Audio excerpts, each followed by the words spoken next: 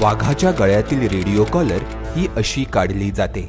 याला म्हणतात मुळातच ताडोबातून सह्याद्रीत स्थानांतरित करण्यात आलेल्या वाघांना रेडिओ कॉलरिंग हे प्रामुख्याने त्यांच्या हालचालींचा मागोवा घेण्यासाठी, स्वभाव वैशिष्ट्यांचा अभ्यास करण्यासाठी, त्यांची दिनचर्या जाणून घेण्यासाठी आणि ते अधिवासांचा वापर कसा करतात हे अवगत करून घेण्यासाठी करण्यात आलंय.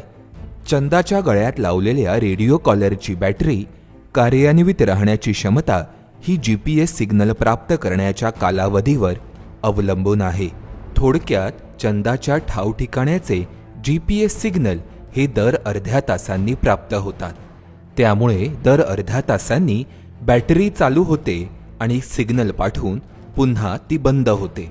हाच कालावधी जर 1 तास केला तर बॅटरी सुरू होण्याचा कालावधी कमी होईल आणि ती अधिक दिवस कार्यान्वित राहण्याची क्षमता वाढेल. सध्या परिस्थितीत चंदा नव्या क्षेत्रात असल्याने तिच्या हालचालींवर बारीक नजर ठेवण्यासाठी GPS सिग्नल दर अर्ध्या तासांनी प्राप्त होतील असे नियोजन करण्यात आलंय. तिला प्रे पकडताना किंवा तिच्या डेली मुवमेंटमध्ये काही अडथळा येणार नाही अशा हिशोबाने आपण कॉलर बांधली आहे. त्या कॉलरला घेऊनच वाघिणीने आत्तापर्यंत 3 ते 4 किल केलेत. त्यामुळं कॉलर अजिबात अडथळा नाही आहे तिच्या डे टू डे लाईफमध्ये, परंतु आपल्याला मॅनेजमेंटच्या दृष्टीनं खूप लाभदायक अशी ती कॉलर आहे. साधारण अजून वर्षभर चंदाच्या गळ्यातील रेडिओ कॉलर तसाच ठेवण्यात येईल. त्यानंतर ड्रॉप डाऊन या यंत्रणेद्वारे तो तिच्या गळ्यातून काढला जाईल. यावेळी संशोधक सॅटेलाइट सिग्नलद्वारेच तिच्या गळ्यातील पट्टा पाडतील. चंदाला नैसर्गिक अधिवासात मुक्त केल्यापासून तिचा वावर हा प्रामुख्याने रात्रीच्या वेळेस अधिक आहे.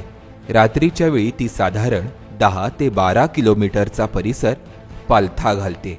सध्या ती चांदोली राष्ट्रीय उद्यानाच्या कोर क्षेत्रातील सेनापती म्हणजेच STR-T1 या नर वाघाच्या हद्दक्षेत्रामध्येच आहे. तिचा दिनक्रम हा रेडिओ कॉलरच्या GPS लोकेशनच्या आधारे समजतोय. मात्र हे सगळं VHF अँटेनामुळे जाणून घेणं अधिक सोयीचं होतंय. या VHF सिग्नलिंग विषयी जाणून घेऊया चंदाच्या मागोवा या रील सिरीजच्या पुढच्या भागात. पाहत रहा आणि फॉलो करा MHA MTB वाईल्डलाईफ.